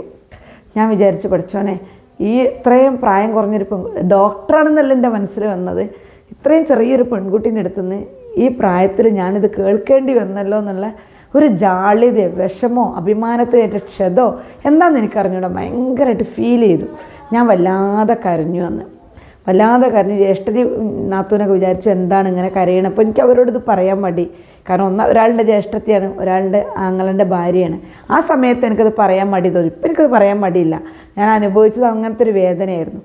അങ്ങനെ ഉച്ചയാവാൻ ഇപ്പോൾ ജ്യേഷ്ഠത്തിനോട് ഈ ഡോക്ടറോട് ഒന്നും കൂടി പറഞ്ഞോനെ. അപ്പോൾ ഡോക്ടർ ഇതേപോലെ ഉച്ചക്കയിൽ അങ്ങനെ റൗണ്ട്സ് ചെയ്ത് കഴിഞ്ഞ് വരാന്തയിൽ കൂടെ അങ്ങനെ നടന്ന് ഞങ്ങളെ ആ റൂമിൻ്റെ ഡോക്ടേഴ്സൊക്കെ ഇരിക്കുന്ന ഭാഗത്തെത്തിയപ്പോൾ അപ്പോഴും ഞാൻ ഡോക്ടറെ അടുത്ത് ചെന്നിട്ട് പറഞ്ഞു, സർ എനിക്ക് അറിഞ്ഞൂടാ, ആ ഡോക്ടർക്കാണ് അതിൻ്റെ ഇൻചാർജ്, സർ എനിക്ക് അറിഞ്ഞൂടാ, വല്ലാത്തൊരു ബുദ്ധിമുട്ടുണ്ട് എന്നാണ്. അപ്പോൾ ഈ ഡോക്ടർ എന്നോട് ഉടനെ ചോദിച്ച്, അതൊക്കെ ഉമ്മ രാവിലെ ഞാൻ പറഞ്ഞത്, ഇതൊക്കെ നിങ്ങൾ ഇന്ന് ആലോചിക്കേണ്ടതല്ല, ഇതൊക്കെ നേരത്തെ ആലോചിക്കേണ്ടതെന്ന് നിങ്ങളോട് ഞാൻ പറഞ്ഞില്ലേ, അപ്പോൾ നിങ്ങൾക്ക് ഇത് ഓർമ്മയില്ലായിരുന്നോ എന്ന് ചോദിച്ചു. ഇനി ഞാൻ മരിച്ചാൽ ഈ ഡോക്ടറോട് ഞാൻ ചോദിക്കാൻ പോകില്ല എന്ന് ഞാൻ വിചാരിച്ചു കേട്ടോ. മനസ്സിൽ ഭയങ്കരമായിട്ട് ഫീൽ ചെയ്തു. എൻ്റെ ആ ഒരുപക്ഷെ നമ്മൾ ആ പ്രായത്തിൽ ആ ഒരു കുറച്ച് മുതിർന്നതാണ്ടായിരിക്കാം നമുക്ക് ഇത്രമാത്രം അത് മുറിവേറ്റിട്ടുണ്ടോ എന്ന് എനിക്ക് അറിഞ്ഞൂടാ. ആദ്യത്തെ 2 ഡെലിവറി ഞാൻ വളരെ നല്ല രീതിയിൽ പ്രൈവറ്റ് ഹോസ്പിറ്റലിൽ നിന്നാണ് കഴിഞ്ഞിട്ടുള്ളതും. അങ്ങനെ എൻ്റെ ഭർത്താവിൻ്റെ അനിയന്മാരൊക്കെ വിളിച്ച് ബ്ലഡ് വേണം, ഇത് കാര്യങ്ങളൊക്കെ പറഞ്ഞിരുന്നു, ഇങ്ങനെ ബുദ്ധിമുട്ടുകളൊക്കെ ഉണ്ട്, എനിക്ക് എന്താണെന്നറിയില്ല, കുറച്ച് ബുദ്ധിമുട്ടുന്നുണ്ട് എന്ന് പറഞ്ഞു. അങ്ങനെ പക്ഷെ അന്ന് ഡെലിവറി ഉണ്ടാവുമെന്ന് എനിക്കും അറിഞ്ഞൂടാ. വൈകുന്നേരം ഞാൻ അതുപോലെ മെഡിക്കൽ കോളേജിൻ്റെ ബാത്റൂമിൻ്റെ ഒരു പ്രത്യേകത, ഇന്നിപ്പോൾ അത് മാറ്റം വന്നണോ എന്ന് എനിക്ക് അറിഞ്ഞൂടാ. ഞാൻ അവിടെ നിന്ന് പോന്നിട്ട് 6.5 വർഷമായി, പിന്നെ അങ്ങനെ മെഡിക്കൽ കോളേജിൽ പോയിട്ടില്ല. പഠിച്ചവൻ സഹായിച്ചിട്ട് രോഗമൊന്നും വന്ന് നമുക്ക് പോവേണ്ട സ്ഥലം തന്നെയാണത് അസുഖം വന്നാൽ. പക്ഷേ ഡെലിവറിക്കായിട്ട് പോകാനും പിന്നീട് ഒരിക്കലും മരിച്ചാലും അങ്ങോട്ട് പോകേണ്ട ഒരു അവസ്ഥ ഉണ്ടാവരുതേ എന്ന് ഞാൻ പ്രാർത്ഥിച്ചിരുന്നത്. അങ്ങനെ അവിടെ ചെന്ന് അതിന് മുന്നേ ഇക്കാക്ക വന്നപ്പോൾ ഇക്കാക്കനോട് വരാൻ പറഞ്ഞു. അപ്പോൾ ഇക്കാക്ക വന്നപ്പം നമ്മൾ ഈ കൺസെൻറ്റ് ഒപ്പിടുമല്ലോ, കൺസെൻറ്റ് ഒപ്പിടുന്ന സമയത്ത് നമുക്കറിയാം നമുക്ക് കോംപ്ലിക്കേഷൻസൊക്കെ ഉണ്ടാവും എന്നൊക്കെ. പക്ഷേ മെഡിക്കൽ കോളേജിൽ വിവരണ രീതിയുണ്ട്, ഇത് 3ാമത്തെ സിസേറിയനാണ്, നിങ്ങളുടെ ഗർഭപാത്രം 3ാമത്തെ തവണ കട്ട് ചെയ്യുന്ന സമയത്ത് നിങ്ങളുടെ മലസഞ്ചി, മൂത്രസഞ്ചി, മറ്റ് ഇൻറ്റേർണൽ ഓർഗൻസിന് അപകടം സംഭവിച്ചേക്കാം. അത് മലയാളത്തിൽ എഴുതിയേക്കാണ് കേട്ടോ, അപകടം സംഭവിച്ചേക്കാം.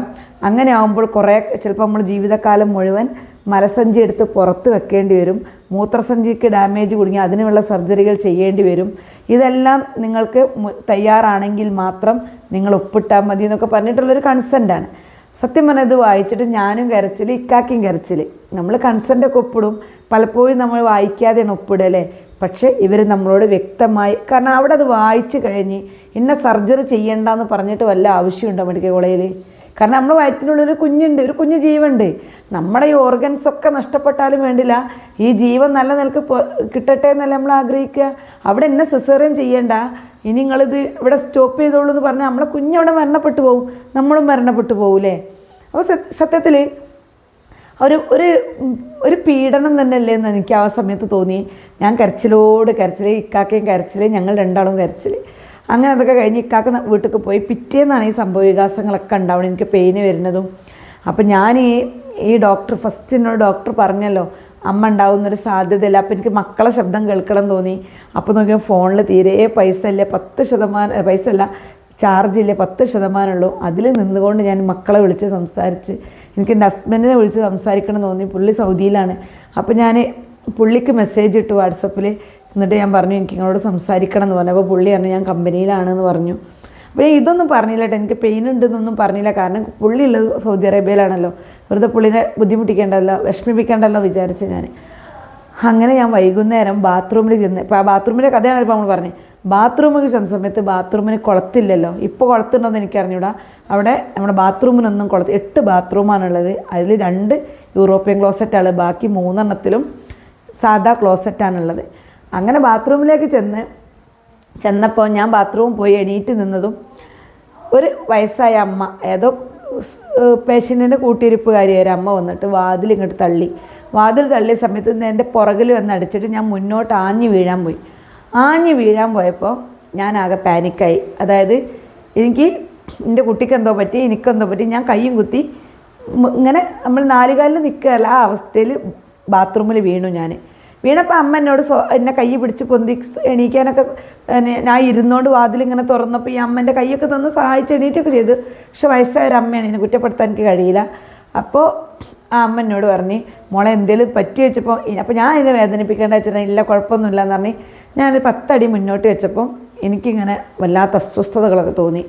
അങ്ങനെ തോന്നി ഞാൻ ബെഡിൽ പോയി കുറച്ച് നേരം ഇങ്ങനെ പോയി ഇരുന്നിട്ട് ഇങ്ങനെ വന്നപ്പോൾ എനിക്ക് ഇങ്ങനെ ചുറ്റുഭാഗം ഇങ്ങനെ വെളിച്ചമൊക്കെ കാണാനൊക്കെ എനിക്ക് അസ്വസ്ഥത തോന്നി. കുഞ്ഞിൻ്റെ വയറിൻ്റെ ഉള്ളിലില്ല തോന്നി എനിക്ക്. അതെൻ്റെ കുഞ്ഞ് മരിച്ചു പോയി, കുഞ്ഞിൻ്റെ ഒരു അനക്കവും കാണുന്നില്ല. വയറൊക്കെ തൊട്ടിട്ട് വയറിങ്ങനെ കല്ല് പോലെ ഇരിക്കുക കേട്ടോ. അപ്പോൾ ഞാൻ വിചാരിച്ച് പഠിച്ചോനെ ആ വീഴ്ചയിൽ എൻ്റെ കുട്ടിക്ക് എന്തോ പറ്റിപ്പോയി. ഞാൻ ആകെ ടെൻസ്ഡായി. അങ്ങനെ ഞാൻ ഡോക്ടറെ അടുത്തേക്ക് മെല്ലെ ഓരോ ബെഡ് പിടിച്ചിങ്ങനെ നടന്നു തന്നെ ഇതേ ഡോക്ടർ അവിടെ ഇരിക്കുന്നുണ്ട്. ഈ ഡോക്ടറോട് ഞാൻ പറഞ്ഞു, സർ എനിക്ക് എന്തോ സംഭവിച്ചിട്ടുണ്ട്, ഞാനിങ്ങനെ വീഴാൻ പോയി ബാത്റൂമിൽ, അതിൻ്റെ ശേഷം എൻ്റെ വയറൊന്നായിട്ട് ഇങ്ങനെ കട്ടി പോലെ ഇരിക്കണേ, എനിക്കെന്തോ ഒരു ബുദ്ധിമുട്ടുണ്ട് എന്ന് പറഞ്ഞു. അത് കേട്ട പാടെ ഈ ഡോക്ടർ തൊട്ടടുത്ത് ചെറിയൊരു കുട്ടി ഡോക്ടർ ഒക്കെയുണ്ട്, കുഞ്ഞു ഡോക്ടർ. എനിക്ക് തോന്നുന്നു 2nd ഇയറോ 3rd ഇയറൊക്കെ പഠിക്കുന്നൊരു കുട്ടിയാവാം, അല്ലെങ്കിൽ ഹൗസ് സർജൻസി ഉള്ളൊരു കുട്ടിയാവാം. ആ കുട്ടീനോട് പറഞ്ഞ് ആ പേഷ്യൻറ്റിനെ ഒന്ന് നോക്കൂ എന്ന് പറഞ്ഞിട്ട് അവർ പോയി. അവർ സ്റ്റെതസ്കോപ്പ് ഇങ്ങനെ തൊള്ളിട്ടിട്ട് അവരങ്ങ് നടന്നു പോയപ്പോൾ ഈ കുട്ടീനോട് ചോദിച്ചു എന്താണ് ഉമ്മ തോന്നണോ ചോദിച്ചു. അപ്പം ഞാൻ പറഞ്ഞു എനിക്ക് അറിഞ്ഞൂടാ, എൻ്റെ കുഞ്ഞെല്ലാം കൂടി ഒരു ഭാഗത്തേക്ക് പോയ പോലെ എനിക്ക് തോന്നുന്നു, എനിക്ക് വെളിച്ചത്തേക്കൊന്നും നോക്കാൻ കഴിയുന്നില്ല, ഭയങ്കരമായിട്ട് ബുദ്ധിമുട്ടുണ്ട് എനിക്ക് എന്താ സംഭവിക്കുന്നത് എനിക്ക് അറിഞ്ഞൂടാ, പക്ഷെ എൻ്റെ കുട്ടിക്ക് എന്തോ പറ്റിയിട്ടുണ്ടെന്ന് എനിക്ക് തോന്നുന്നു പറഞ്ഞു. അപ്പോൾ അവരെന്നെ പരിശോധിച്ചു. അപ്പോൾ തന്നെ അവർ എമർജൻസി യൂണിറ്റിലേക്ക് വിളിച്ചു. എൻ്റെ കൂടെ വന്ന ആ ജ്യേഷ്ഠത്തിനും നാത്തൂനെയൊക്കെ വിളിച്ചു, അതായത് എൻ്റെ പേര് വിളിച്ചു അനൗൺസ് ചെയ്യുക.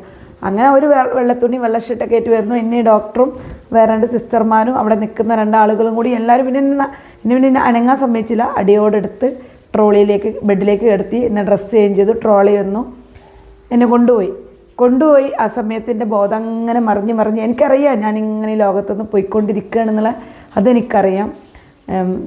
എൻ്റെ ജ്യേഷ്ഠത്തിയാണെങ്കിൽ വേഗം കരയണ കൂട്ടത്തിലാണ്, അവൾ കരച്ചിൽ തുടങ്ങി. നാത്തൂൻ എൻ്റെ കൂടെ തന്നെ ഉണ്ടായിരുന്നു. പിന്നെ എമർജൻസി കൊണ്ടുപോയി തന്നെ എൻ്റെ 2 ബാക്കിലും ബട്ടക്സിലും വലിയ സിറിഞ്ചുകൊണ്ട്, അതെനിക്ക് ഓർമ്മ ഉണ്ട്, അത്യാവശ്യം വലിയ സിറിഞ്ചായിട്ട് വരുന്നത് ഞാൻ കാണുന്നുണ്ട്. അങ്ങനെ എന്നെ ചെരിച്ച് കിടത്തിയിട്ട് 2 ബാക്കിലും ഇഞ്ചക്ഷൻ വെച്ചു. അതിന് ശേഷം ട്രിപ്പ് ഇട്ടു, വേറെ ഇവിടെ ഇഞ്ചക്ഷൻ വെച്ച് കുറേ രാത്രി 10 മണി വരെയപ്പോൾ പിന്നെ എൻ്റെ കണ്ണ് തുറക്കണത്. ആ കണ്ണ് തുറക്കുന്ന സമയത്ത് ഒരു ദേവദൂതനെ പോലൊരു ഡോക്ടർ അവിടെ ഉണ്ടായിരുന്നു. അപ്പോൾ ഈ ഡോക്ടറെ കൈയിനോട് പിടിച്ചിട്ട് ചോദിച്ചു എന്താണ് മോളെ എത്രമാത്രം സ്ട്രെസ് അനുഭവിച്ചത് ചോദിച്ചു എന്നോട്. എത്ര വിഷമിക്കാൻ എന്തേ സംഭവിച്ചതെന്ന് ചോദിച്ചു. സത്യം പറഞ്ഞു കഴിഞ്ഞാൽ ആ ഒരു ചോദ്യത്തിന് വേണ്ടി കാത്തിരിക്കുന്ന ഒരാളെപ്പോലെ ഞാൻ ആ ഡോക്ടറെ കൈ പിടിച്ചിട്ട് ഇങ്ങനെ പറഞ്ഞു, സർ ഞാൻ ഈ കുഞ്ഞിനെ വേണ്ടെന്ന് വെക്കാൻ പറഞ്ഞപ്പോൾ എൻ്റെ മനസ്സ് അനുവദിച്ചില്ല. ഞാൻ ഒരു കുഞ്ഞിന് ജന്മം കൊടുക്കാൻ തീരുമാനിച്ചതാണോ ഞാൻ ചെയ്ത തെറ്റ് വെച്ച്. അപ്പോൾ ഡോക്ടർ എന്നെ തലോടിയിട്ടോ, എൻ്റെ കൈകളിൽ ഇങ്ങനെ തലോടിയിട്ട് പറഞ്ഞേ സാരല്ല എന്താ സംഭവിച്ചു വെച്ച്. അപ്പോൾ ഞാൻ ഈ കാര്യങ്ങളൊക്കെ പറഞ്ഞു. ഇങ്ങനെ വിഷമം എനിക്കുണ്ടായി. ഡോക്ടറെ അടുത്ത് രാവിലെ ചെന്ന് പരാതി പറഞ്ഞു. അപ്പോൾ ഡോക്ടർ എന്നോട് ഇങ്ങനെ പറഞ്ഞു, ഉച്ചക്ക് പറഞ്ഞപ്പോഴും ഇങ്ങനെ പറഞ്ഞു, വൈകുന്നേരം പറഞ്ഞപ്പോഴും ഡോക്ടർ എന്നെ അവോയ്ഡ് ചെയ്തു. എനിക്കത് ഫീൽ ചെയ്തു സർ, എൻ്റെ ബുദ്ധിമുട്ടാണ് ഞാൻ പറഞ്ഞത്. അപ്പോൾ ആ ഒരു സ്ട്രെസ്സ് താങ്ങാനാവാത്തതുകൊണ്ടാണ് ഞാൻ എൻ്റെ BP ഹൈ ലെവലിലേക്ക് വന്നു. എനിക്ക് അപസ്മാരം വന്നിട്ടാണ് ഇന്നിവർ എമർജൻസിയിലേക്ക് കൊണ്ടുപോകുന്നത്. അങ്ങനെ അവർ പിന്നീട് ഒരു 12 മണീൻ്റെ തൊട്ട് മുന്നാണ് എൻ്റെ സിസേറിയൻ കഴിയണത്. വൈകുന്നേരം 5:30ക്കാണ് ഇതൊക്കെ സംഭവിക്കുന്നത്. അപ്പോൾ ആ ഡോക്ടറിനോട് പറഞ്ഞ് സാരമില്ല, ജീവിതത്തിൽ ഇങ്ങനത്തെ പല ഘട്ടങ്ങളൊക്കെ ഉണ്ടാവും, നമ്മൾ സർജറി ചെയ്യാൻ പോവാണ്, ഇയാളിപ്പോൾ നോർമലായി, കുഴപ്പമൊന്നുമില്ല, ഉള്ളിലെ കുഞ്ഞിനും ഒരു ബുദ്ധിമുട്ടില്ല, നീ സിസേറിയന് പോവുകയാണെന്ന് പറഞ്ഞു. അങ്ങനെ നമ്മൾ സിസേറിയന് പോയത്. സിസേറിയൻ കഴിഞ്ഞാൽ പിന്നെ നമ്മൾ ICUയിലേക്ക് മാറ്റുന്നു. ICUന്ന് പിന്നെ തൊട്ടടുത്ത വാർഡിലേക്ക് പിറ്റേന്ന് മാറ്റുന്നു. പിന്നെ പൂച്ച കുഞ്ഞിനെ കൊണ്ടുപോകണ മാതിരി മെഡിക്കൽ കോളേജിലെ അവസ്ഥ. മെഡിക്കൽ കോളേജിൽ പ്രസവിച്ചവർക്ക് അറിയാം സ്ഥിതി. മെഡിക്കൽ കോളേജിൽ പ്രസവിച്ച് കഴിഞ്ഞാൽ നമ്മളെന്ത് ചെയ്യും, നമ്മൾ പിറ്റേന്നൊക്കെ അതികഠിനമായ പെയിനായിരിക്കും. നമ്മളൊരു സിസേറിയനാണല്ലോ, ഒരു പെയിനും ഉണ്ടാവില്ല. നമ്മളെ പ്രൈവറ്റിൽ നിന്നാണെങ്കിൽ നമുക്ക് നമ്മൾ വേദന പറയുന്ന സമയത്തൊക്കെ നമുക്ക് ഇഞ്ചക്ഷൻ കിട്ടും. മെഡിക്കലിൽ നമുക്ക് അങ്ങനെയൊന്നും കിട്ടൂല. നമ്മൾ കുറേ സഹിച്ചതിന് ശേഷമാണ് ആ സമയത്തിനുള്ളത് കിട്ടുള്ളൂ. അപ്പോൾ നല്ല സംഗതിയൊന്നും ആയിട്ടല്ല, പക്ഷെ നമുക്ക് വേദന സഹിക്കാൻ കഴിയില്ലല്ലോ. പക്ഷേ അവിടെ നമ്മൾ രാത്രി പിറ്റേന്ന് ICUയിൽ നിന്ന് രാവിലെ എന്ത് ചെയ്യുന്നു, രാവിലെ ഒരു 10 മണിയോട് കൂടി നമ്മളെ ഈ വാർഡിലേക്ക് മാറ്റുന്നു. നമ്മൾ വേദനയൊക്കെ ഒന്ന് കുറഞ്ഞ് മരുന്നൊക്കെ വെച്ച് വേദന കുറഞ്ഞ് കുഞ്ഞൊന്നുറങ്ങി. കുഞ്ഞിന് പാലൂട്ടുക എന്നൊക്കെ പറഞ്ഞാൽ ഒരു സർക്കസാണ് സത്യം പറഞ്ഞു കഴിഞ്ഞാൽ. സിസേറിയൻ കഴിഞ്ഞ് പാലൂട്ടാൻ വേണ്ടി നമുക്ക് ഇരിക്കാൻ കഴിയില്ല, കുഞ്ഞിനെ പിടിക്കാൻ കഴിയില്ല. ശരിക്ക് സാധാരണ പ്രസവിച്ച പോലെ പെട്ടെന്ന് പാലുണ്ടാവില്ല. എന്നിട്ടോ ഈ കുഞ്ഞ് പാല് കുടിക്കാൻ തന്നെ ഒരുപാട് സമയമെടുക്കും. അതിപ്പോൾ ഒരു ആദ്യത്തെ കുട്ടിയായാലും രണ്ടാമത്തെ കുട്ടിയായാലും നമ്മൾ പ്രസവിച്ച് പിറ്റേന്ന് കുഞ്ഞുങ്ങൾക്ക് പാലെടുക്കുന്ന സമയത്ത് നമ്മൾ ബുദ്ധിമുട്ടും. ഈ കുഞ്ഞിനെ എങ്ങനെ പിടിക്കാൻ നമുക്ക് കഴിയില്ല. ഒരാളിങ്ങനെ പിടിച്ചു തരണം, ഒരാൾ നമ്മളെ സപ്പോർട്ട് ബാക്കിൽ സപ്പോർട്ട് ചെയ്ത് തരണം, എന്നിട്ട് വേണം നമുക്കൊരു കുഞ്ഞിനെ പാലെടുക്കാൻ. ഈ പാലെടുക്കുന്ന സമയത്ത് ഇങ്ങനെയൊക്കെ കൊടുത്ത് നമ്മളൊന്ന് കണ്ണ് മാളുന്ന സമയത്ത് നമ്മളെ തട്ടി ഇങ്ങനെ വിളിക്കുക. രാത്രി 12:30, 1 മണി, 2 മണി, 3 മണിയൊക്കെ സമയത്ത് നമ്മൾ എന്ത് ചെയ്യണം, ഈ ബെഡ് ഒഴിഞ്ഞെടുക്കണം. ICUയിൽ നിന്ന് ആളുകളെ മാറ്റാൻ വേണ്ടിയിട്ട് ഈ ബെഡ് നമ്മൾ ഒഴിഞ്ഞെടുക്കണം. ആ സമയത്ത് വീൽ ചെയർ വരുന്നു, നമ്മളെ കുട്ടികളെ ഒരാളെടുക്കുന്നു. എവിടെയെങ്കിലും അതുവരെ രോഗീൻ്റെ കൂടെ നിന്ന് ക്ഷീണിച്ച് വിഷമിച്ച അമ്മ കൂട്ടിരിപ്പുകാരെന്ത് ചെയ്യുന്നു, കട്ടിൻ്റെ അടിയിൽ നിന്ന് വേഗം എണീറ്റ് സാധനങ്ങളൊക്കെ സഞ്ചിയിലാക്കി ഈ വീൽ ചെയറിൻ്റെ പിന്നാലെ അടുത്ത വാർഡും തിരഞ്ഞ് പോവുകയാണ്. അടുത്ത വാർഡിലെ ബെഡിലേക്ക് ചെല്ലുമ്പോൾ എന്തുണ്ടാവും, നമുക്ക് കിടക്കാൻ ചെറു പക്ഷേ വേറെ ഏതെങ്കിലും ഒരു പേഷ്യൻ്റ് കിടക്കുന്ന കട്ടിലിൻ്റെ അരുവായിരിക്കും കിട്ടുന്നുണ്ടാവുക. അതിൻ്റെ താഴെ അല്ലെങ്കിൽ എവിടെയെങ്കിലും ഇരുന്ന് നേരം വിളിപ്പിക്കേണ്ടി വരുന്ന കൂട്ടിരിപ്പുകാരുണ്ട്. ശരിക്കും നമുക്ക് വേദനരഹിതമായ ഇഞ്ചക്ഷൻ അപ്പുറം നമുക്ക് സൗകര്യം തരേണ്ടത് എന്തിനു വേണ്ടിയിട്ടാണ്, ഒരു സർജറി കഴിഞ്ഞാൽ പിറ്റേന്ന് കൊണ്ടു ചെന്നാക്കിയ വാർഡിൽ നിന്ന് ഡിസ്ചാർജ് ചെയ്ത് പോരാനുള്ള ഒരു സംവിധാനം, കൂടുതൽ സൗകര്യങ്ങൾ മെച്ചപ്പെടുത്തുക ഏറ്റവും വലിയ സാഹസമുള്ളത്. ഈ എല്ലാവരും ഉള്ള വാർഡിൽ വന്നു കഴിഞ്ഞാൽ രാവിലെ ക്യൂ നിൽക്കണം മൂത്രമൊഴിക്കാൻ. 2 യൂറോപ്യൻ ക്ലോസറ്റാണ് ഉള്ളത് 2 സൈഡിലും, ബാക്കിയൊക്കെ സാധാ ക്ലോസറ്റാണ്. ഇപ്പോൾ മാറിയിട്ടുണ്ടോയെന്ന് എനിക്ക് അറിഞ്ഞൂടോ കേട്ടോ, ഞാൻ എൻ്റെ അനുഭവമാണ് പറയണത്. ഈ സിസേറിയൻ കഴിഞ്ഞാൽ ആർക്കും താഴേക്ക് ഇരിക്കാൻ കഴിയില്ല, താഴേക്ക് എങ്ങനെയെങ്കിലുമൊക്കെ മുട്ടുത്തിയിരുന്നാലും എണീക്കാൻ കഴിയില്ല. എന്നിട്ട് ഒരു പാഡ്, അതിൻ്റെ മുകളിലെടുത്ത തുണികൾ, നമ്മൾ ഉള്ളത് വെള്ള ഡ്രസ്സ്, നമ്മൾ ഉടുത്തിരിക്കുന്നത് വെള്ള ഡ്രസ്സ്, നമ്മളൊന്ന് ശ്രദ്ധ കുറഞ്ഞു പോയ പ്രസവാനന്തരമുള്ള രക്തസ്രാവമൊക്കെ ഉണ്ടാവുക ഈ ഡ്രസ്സിലാണ്. എന്നിട്ട് ഈ ബാത്റൂമിൻ്റെ മുന്നിൽ ഒരു 30 പേഷ്യൻ്റെങ്കിലും ഒരു വാർഡിലുണ്ടാവും അല്ലേ. ഇതിൽ 50 ആൾ സർജറി കഴിഞ്ഞ ആളുകളായിരിക്കും, 50-60 ആളുകൾ സർജറി കഴിഞ്ഞ ആളുകളായിരിക്കും. ഈ സർജറി കഴിഞ്ഞ ആളുകൾ കാത്തു നിൽക്കുക ഈ ബാത്റൂമിൻ്റെ മുന്നിലാണ്. എന്നിട്ട് ഊഴം കാത്തു നിൽക്കുമ്പോഴൊക്കെ ബ്ലാഡറിൽ ഇല്ലായി കഴിഞ്ഞാൽ നമുക്ക് പിന്നെ ഒരടി നടക്കാൻ കഴിയില്ല, വേദന സഹിക്കാൻ കഴിയില്ല. ആ വേദനയൊക്കെ അനുഭവിച്ചിട്ടുണ്ടോ അല്ലേ? എല്ലാവരും അനുഭവിച്ചിട്ടുണ്ടാവും മെഡിക്കൽ കോളേജിൽ നിന്ന്. മറ്റേ പ്രൈവറ്റിൽ നമുക്ക് എന്ത് ചെയ്യാം, ബാത്റൂമിൽ പോകാൻ തോന്നുമ്പോൾ തൊട്ടടുത്തുള്ള ബാത്റൂമിലേക്ക് പോവാം, അനുഭവിച്ചിട്ടുണ്ടാവും.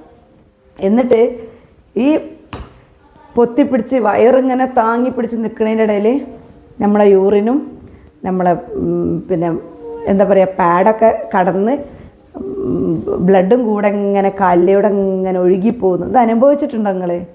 ഞാനത് അനുഭവിച്ചിട്ടുണ്ട്. കാരണം ഈ വേദന സഹിക്കാൻ കഴിയാതാവുമ്പോൾ നമ്മൾ നിന്ന നിപ്പിലങ്ങോട്ട് മൂത്രമൊഴിക്കും. അപ്പോൾ നിങ്ങൾക്കിത് കേൾക്കുമ്പോൾ ചിരി വരും, നമ്മൾക്ക് സമയത്ത് മരണവേദനയാണ്. അങ്ങനെ ആ പാഡും ആ തുണിയും ഒന്നായിട്ട് നനഞ്ഞ് നമുക്ക് മാറ്റിത്തരാൻ ആരെങ്കിലും കൂടെ ഉണ്ടോ? ആരുണ്ടാവില്ല. കാരണം കൂടെ ഇരിക്കുന്നവരെല്ലാം ആട്ടിത്തൊളിച്ച് ദൂരെ അകറ്റിയിട്ടുണ്ടാവും. 7 മണിയോട് കൂടി മണിയടിക്കും കൂട്ടിരിപ്പുകാരൊക്കെ പുറത്തിറങ്ങാൻ വേണ്ടിയിട്ട്.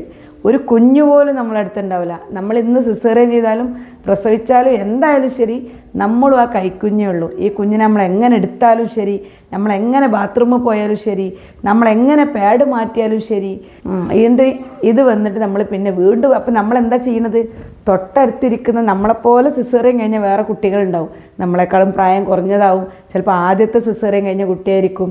എല്ലാവരും ഗതി തന്നെ. അപ്പോൾ അവരോട് പറയണം, എൻ്റെ കുട്ടീനെ ഒന്ന് നോക്കണം കേട്ടോ. ആ ബാത്റൂമിൻ്റെ മുന്നിൽ ക്യൂ നിൽക്കുമ്പോൾ നമ്മുടെ മനസ്സിലെന്താണ്, എൻ്റെ കുട്ടി കരയോ, കട്ടുമെന്ന് വീണു പോവുമോ, തൊട്ടടുത്തുള്ള ആളെ കുട്ടി കരഞ്ഞാൽ നമ്മളെ കുട്ടീനെ എടുക്കാൻ പറ്റുമോ? പക്ഷെ അവിടെ മനുഷ്യത്വം പ്രവർത്തിക്കൂട്ടോ. അപ്പുറത്തും ഇപ്പുറത്തുള്ളവരൊക്കെ കരയുന്ന കുഞ്ഞിനെ ചെന്ന് പാറ്റ് ചെയ്യും, എല്ലാവരും തലോടിയോ എടുത്തോ സപ്പോർട്ട് ചെയ്യും. അത് നമ്മൾ മെഡിക്കൽ കോളേജിൽ മാത്രം കാണുന്ന ഒരു സോഷ്യലിസമാണത്. ജാതിയും മതവും പ്രായവും നിറവും ഭംഗിയും ഒന്നും മാനദണ്ഡമില്ലാതെ പരസ്പരം സഹായിക്കുന്ന ഒരിടമാണ് മെഡിക്കൽ കോളേജ്. അത് 100% നമുക്കതിന് മാർക്ക് കൊടുക്കുക. അവിടെ ഉള്ളവനും ഇല്ലാത്തവനും സാധാരണക്കാരനൊക്കെ തുല്യനാകുന്ന നിമിഷമാണത്. എന്നിട്ട് നമ്മൾ അവിടെ നിന്നൊക്കെ വന്നിട്ട് ഈ ഡ്രസ്സൊക്കെ മാറ്റി വന്ന് ഒക്കെ ഇരുന്ന് 11 മണിയാവും നമ്മളെ കൂട്ടിരിപ്പുകാർ വന്നിട്ട് നമുക്ക് എന്തെങ്കിലും കഴിക്കണമെങ്കിൽ. കാരണം ഇത് കരയും. ഇവിടെ വെള്ളമൊക്കെ വെച്ചിട്ടുണ്ടാവും, നമുക്ക് ഫുഡൊക്കെ തന്നിട്ട് അവർ പോവുക. പക്ഷെ നമുക്ക് ഈ വേദന കൊണ്ട് ചിലപ്പോൾ ശരിക്കും കഴിക്കാൻ കഴിഞ്ഞിട്ടുണ്ടാവില്ല. അപ്പോൾ ഞാൻ പറയണതെന്ന് വെച്ചാൽ മെഡിക്കൽ കോളേജിലൊക്കെ നമുക്ക് വേദനരഹിതമായ മരുന്നുകൾക്കപ്പുറം അവിടുത്തെ ബാത്റൂമുകളൊക്കെ ഹൈടെക് ആക്കുക, രോഗികൾക്ക് കൂടെ ഒരാളെങ്കിലും കൂട്ടിരിക്കാനുള്ള പെർമിഷൻ കൊടുക്കുക. പിന്നെ സർജറി കഴിഞ്ഞിട്ട് ഉടനടി അവരെ എടുത്തിട്ട് അടുത്തടുത്ത വാർഡുകളിലേക്ക് പൂച്ച കുഞ്ഞിനെ കൊണ്ടുപോകുന്ന പോലുള്ള ആ ക്രൂരത അവസാനിപ്പിക്കുക. അത് ഏറ്റവും മഹത്തരമായൊരു കാര്യമാണ്. ഇതൊക്കെ ഞാൻ പറയാൻ കാരണം ദിയയുടെ പോലെ പ്രസവിക്കാൻ നമുക്ക് പറ്റുമെന്ന് പറയുന്ന സമയത്തും നമ്മൾ എത്രത്തോളം പ്രയാസത്തിലൂടെയാണ് ഒരു മെഡിക്കൽ കോളേജിൽ നിന്ന് ഡെലിവറി കഴിഞ്ഞ് പോരുന്നത് എന്നുള്ളത് മറ്റുള്ളവരും അറിയണം. അപ്പോൾ എല്ലാവരും വിചാരിക്കും നിനക്ക് മാത്രം. അവിടെ പോയിട്ടുള്ള 90% ആളുകൾക്കും ഞാൻ പറഞ്ഞ കാര്യങ്ങളെ എതിർക്കാൻ കഴിയില്ല. പിന്നെ അവിടുത്തെ അതൊക്കെ കേടെടുത്തിന് ഇവിടുത്തെ നമ്മളെ പോലെ പോണ ആളുകളാണ് കേട്ടോ. ബയോബിൻ നമ്മളെ വേസ്റ്റ് ബിന്നുകൾ ഉണ്ടാവുമല്ലോ, വേസ്റ്റ് ബിന്നുകളിൽ ആളുകൾ ഫുഡ് കൊണ്ടുവന്നിട്ട് അവിടെ വെണ്ടക്ക അക്ഷരത്തിൽ എഴുതി വെച്ചിട്ടുണ്ട് കറക്റ്റ് പാത്രത്തിൽ തന്നെ ഇടണം. എന്നാലും നമ്മൾ പിന്നെ ശുചിത്വത്തിൻ്റെ കാര്യത്തിൽ കേരളീയ ഒരു പ്രത്യേകതയാണ്. നമ്മളാണ് ശുചിത്വമായാലും വേണ്ടില്ല അപ്പുറത്തുള്ളവനെ ശുചിത്വമില്ലായ്മയിലേക്ക് കൊണ്ടുവരണം എന്നുള്ള നമ്മൾ വിചാരിക്കില്ല. കാരണം നീട്ടി എറിയും, അത് വേസ്റ്റ് മുഴുവൻ അവിടെ കിടക്കും. പിന്നെ ചില അമ്മമാരൊക്കെ നമ്മളെ ഈ പെൺകുട്ടി എന്തായാലും സ്വാഭാവികമായിട്ടും പ്രസവിച്ച വാർഡിൽ രക്തം കലർന്ന തുണികൾ തന്നെ അധികം കഴുകാണ്ടാവുക. അപ്പോൾ ആ കഴുകിയിട്ട് ചില അമ്മമാരെന്താ ചെയ്യുക, ആ വരാന്തയിൽ കൂടെ ഇങ്ങനെ നീട്ടി ഒഴിക്കുക ചെയ്യുക. അപ്പോൾ അവർ ആലോചിക്കേണ്ട ഒരു കാര്യമുണ്ട്. അതിലൂടെ ഗർഭിണികൾ, പ്രസവിച്ചവർ, സിസേറിയൻ ചെയ്തവർ, പ്രായമായവർ ഒക്കെ നടന്നു പോകാനുള്ള വഴിയാണ്. എന്തായാലും ബ്ലഡ് കലർന്ന വെള്ളമല്ലേ, ഒരു കൊഴുപ്പ് അതിനുണ്ടാവും. അതവിടെ കെട്ടിക്കിടന്നാൽ എവിടെയെങ്കിലും കെട്ടിക്കിടന്നാൽ അത് വഴിക്ക് വീഴും. അത് ബാത്റൂമിൽ നിന്ന് എഴുതാൻ മതി, അതിനൊന്നും ആർക്കും നേരം ഉണ്ടാവില്ല. ഇങ്ങനെ ഉള്ള സർക്കസിലൂടെ വേണം നമ്മളവിടെ നിന്ന് കടന്നു പോരാൻ. അത് കഴിഞ്ഞ് മറ്റൊരു സർക്കസാണ് വൈകുന്നേരത്തെ സന്ദർശകരുടെ സമയം. ഇപ്പോൾ എൻ്റെ റിലേറ്റീവ്സ് വരുന്നതോ എൻ്റെ ഭർത്താവ് വരുന്നത് എനിക്ക് സന്തോഷമായിരിക്കും. പക്ഷെ തൊട്ടപ്പുറത്ത് ഇരിക്കുന്ന ആളുകൾക്കത് ബുദ്ധിമുട്ടാണ്. അപ്പോൾ എന്താണ്, ഒരു കർട്ടൻ ഉണ്ടായാൽ മതി, 2 ബെഡുകൾക്കിടയിൽ ഒരു കർട്ടൻ ഉണ്ടായാൽ മതി. ഇതെന്താ സംഭവിക്കുന്നത്, ഇപ്പം നമ്മളൊരു കുഞ്ഞിന് പാൽ കൊടുക്കുക, നമ്മൾ പറയും ഇപ്പം നീയാണോ ആദ്യമായിട്ട് പാൽ കൊടുക്കുന്നത്? അല്ല, നമ്മൾ സിസേറിയൻ ചെയ്യുന്ന സമയത്ത് നമുക്ക് ശരിക്ക് അമർന്നിരുന്നിട്ട് കുഞ്ഞിനിങ്ങനെ പിടിച്ച് പാൽ കൊടുക്കാൻ കഴിയില്ല. ആ സമയത്ത് നമ്മൾ ആരെയും സപ്പോർട്ട് ചെയ്യണം. ആ സമയത്ത് നമുക്ക് വേദന കൊണ്ട് നമ്മളെ ഡ്രസ്സൊന്നും ശരിയായ വിധത്തിൽ മറക്കാൻ കഴിയില്ല. പിന്നെയാണെങ്കിൽ നേർത്തൊരു കുപ്പായം, പോരുന്നത് വരെ വെള്ള തുണിയും വെള്ള കുപ്പായേ പറ്റുള്ളൂ. നമ്മൾ എന്താണോ അടിയിലിട്ടത് ഫുള്ള് നമുക്ക് വ്യക്തമായി നിലച്ച് കാണാവുന്ന കുപ്പായങ്ങളാണ് അധികം ഉണ്ടാവുക. എന്നിട്ട് ചിലപ്പോൾ ചിലർ തുണി ഇങ്ങനെ പിടിച്ചു വരും. ഇവിടെ നിന്ന് തുണി പിടിച്ചു വരുമ്പോൾ ബാക്കിലിരിക്കുന്ന കട്ടിലിരിക്കുന്നവർക്ക് ശരിക്കും കാണാൻ പറ്റും. എല്ലാവർക്കും ഒരു മറ വെച്ച് കൊടുക്കാൻ മാത്രമുള്ള സ്ക്രീനൊന്നും അവിടെ ഇല്ല, സ്ക്രീൻ ബോർഡുകളൊന്നും അവിടെ ഇല്ല. അവിടെ എന്താ ഉള്ളത്, ഒന്നുണ്ടാവും. അത് ഒരാളടുത്ത് ഉന്തിക്കൊണ്ടേ അയാൾ പാലെടുക്കുമ്പോൾ മറ്റേ കുട്ടി കരയാണെങ്കിൽ പാലെടുക്കണ്ടേ. അപ്പം ആ കർട്ടനുകൾ ഉണ്ടായി കഴിഞ്ഞാൽ നമ്മളിവിടെ ഇങ്ങനെ കുഞ്ഞിന് പാലെടുക്കാൻ വേണ്ടി നമ്മൾ ഡ്രസ്സ് ഓപ്പണാക്കാൻ നോക്കുമ്പോൾ തൊട്ടപ്പുറത്തെ ബെഡിലെ കുട്ടിയുടെ അച്ഛനോ വല്യച്ഛനോ ഭർത്താവോ ആങ്ങളെയോ ആരെങ്കിലും വന്നിരിക്കുന്നുണ്ടാവും. അവർക്കത് ആങ്ങളെയോ അച്ഛനോ വല്യച്ഛനോ ആയിരിക്കും. നമ്മൾക്കത് അപരിചിതനായ ഒരാളാണ്. നമുക്ക് സ്വാഭാവികമായിട്ട് എന്തുണ്ടാവും, വിഷമം ഉണ്ടാവും. നമ്മളെ കുഞ്ഞിന് പാൽ കൊടുക്കാനുള്ള മാനസികമായിട്ടുള്ള ബുദ്ധിമുട്ട് അനുഭവിക്കും. നമ്മളപ്പോൾ എങ്ങനെയാണ് നമ്മളെ ഡ്രസ്സ് ഓപ്പൺ ചെയ്യാന്നുള്ള ബുദ്ധിമുട്ട് അനുഭവിക്കും. അപ്പോൾ ഞാൻ പറഞ്ഞു ഇതൊക്കെ അവർക്ക് വരണ്ടേ, തീർച്ചയായിട്ടും അവനവൻ്റെ റിലേറ്റീവ്സിന് അവനവൻ്റെ മക്കളടുത്തും ഭാര്യൻ്റെ അടുത്തും പെങ്ങളടുത്തും വരേണ്ടി വരും. ആ സമയത്ത് എല്ലാ ബെഡുകൾക്കിടയിലും ഒരു കർട്ടൻ ഉണ്ടായിക്കഴിഞ്ഞാൽ, ബഹുമാനപ്പെട്ട ആരോഗ്യമന്ത്രിയുടെ ശ്രദ്ധയിൽ കൂടിയാണ് ഞാൻ പറയുന്നത് കേട്ടോ, ഒരു കർട്ടൻ ഉണ്ടായിക്കഴിഞ്ഞാൽ സമാധാനത്തോടെ സ്വസ്ഥതയോടുകൂടി ആ അമ്മക്ക് ആ കുഞ്ഞിനെ പാലൂട്ടാം. ഒരുപാട് അപര്യാപ്തതകൾ അവിടെ ഉണ്ട്. പക്ഷേ ഇതൊക്കെ നമുക്ക് പരിഹരിക്കാൻ പറ്റിയ അപര്യാപ്തതകളാണ്. ഇതൊക്കെ പരിഹരിച്ച് കഴിഞ്ഞാൽ ഞങ്ങൾക്ക് തന്നെ ഒരു അനുഭവം ഉണ്ടായി. കുഞ്ഞിനേറ്റ് കാരണം നമ്മൾ കട്ടുമ്പോൾ കിടക്കുമ്പോൾ കുഞ്ഞ് താഴെ വീഴും. അത്ര വീതിയുള്ളൂ ആ കട്ടിൽ, വീഴുമെന്ന് കരുതിയിട്ട് നമ്മളെ കൂട്ടിരിപ്പുകാർ കുഞ്ഞിൻ്റെ താഴെ കിടക്കുക ചെയ്യാം. അപ്പം എൻ്റെ മൂത്തച്ചി ഇക്കാക്കൻ്റെ ഭാര്യ പറഞ്ഞു, കൂറകൾ നിറച്ചും കൂറകളാണ്. ഈ കൂറകൾ കുട്ടീൻ്റെ ചെവിയിലോ എവിടെയെങ്കിലും പോയാലോ പേടിയായിട്ട് ഉറങ്ങാൻ കഴിയണില്ല, കുട്ടീനായിട്ട് മടി വെച്ചിരിക്കണം എന്ന് പറഞ്ഞു. അങ്ങനെ എൻ്റെ ഭർത്താവിൻ്റെ ജ്യേഷ്ഠ വന്നപ്പോൾ സിസ്റ്റർ അടുത്ത് വന്ന് കംപ്ലയിൻറ്റ് ചെയ്തു, ഞാൻ മാധ്യമപ്രവർത്തകനാണ്, ഞാനിത് ഫോട്ടോ എടുത്ത് വെച്ചിട്ടുണ്ട് ഈ കൂറകൾ ഇങ്ങനെ, അതുകൊണ്ട് ഇതിനെതിരെ എന്തെങ്കിലും ഒരു പ്രതിവിധി ഉണ്ടാവണമെന്ന്. അപ്പോൾ തന്നെ അന്ന് അത് പറയുന്നത് വൈകുന്നേരമാണ്, പിറ്റേന്ന് രാവിലെ ഞങ്ങൾ കിടക്കുന്ന വാർഡ് കംപ്ലീറ്റ് ക്ലിയർ ചെയ്തു. അപ്പോൾ ആ സിസ്റ്റർ എന്നോട് ചോദിച്ചു, നിങ്ങളെ ഭർത്താവ് അല്ല ഭർത്താവിൻ്റെ കുടുംബത്തിൽ മാധ്യമപ്രവർത്തകരാണോ ചോദിച്ചു. അപ്പോൾ ഇക്കാക്ക എന്നോട് പറഞ്ഞു അങ്ങനെ പറയണമെന്ന്. അപ്പോൾ ഞാൻ പറഞ്ഞു അതേന്ന് പറഞ്ഞു. താടിയുള്ള അപ്പനെ പേടിയുണ്ടെന്ന്. അപ്പോൾ ഉദ്യോഗസ്ഥ തലങ്ങളിലോ അങ്ങനെയുള്ള ആളുകളാണെങ്കിൽ ഒരു പറയുന്ന കാര്യങ്ങൾക്കടെ വില ഉണ്ട്. ഇത് പബ്ലിക്കിലേക്ക് പോകുമെന്ന് കരുതിയിട്ടാണോ എന്നുള്ള പിറ്റേന്ന് തന്നെ അവിടെ ആ റൂം ആ വാർഡ് ക്ലീൻ ചെയ്തു. അപ്പോൾ ഞാൻ പറഞ്ഞത് എൻ്റെ അനുഭവമാണ് കേട്ടോ. അപ്പോൾ നമുക്കുള്ളൊരു ഫെസിലിറ്റീസ് നമ്മൾ ആശുപത്രികളിൽ നൽകി കഴിഞ്ഞാൽ തന്നെ പ്രസവം ഏറെക്കുറെ മാനസികമായിട്ട് പ്രയാസരഹിതമാവും, വേദനാരഹിതമായിട്ട് ഇനിയുള്ളവർക്കെങ്കിലും പ്രസവിക്കാനുള്ള സംവിധാനങ്ങൾ ഉണ്ടാവട്ടെ ഞാൻ പറഞ്ഞു. അപ്പോൾ സിസേറിയൻ ചെയ്താൽ പ്രസവിച്ചാൽ മാത്രമല്ല സിസേറിയൻ ചെയ്താലും മക്കളോടുള്ള സ്നേഹം ഒരുപോലെ തന്നെയാണ്.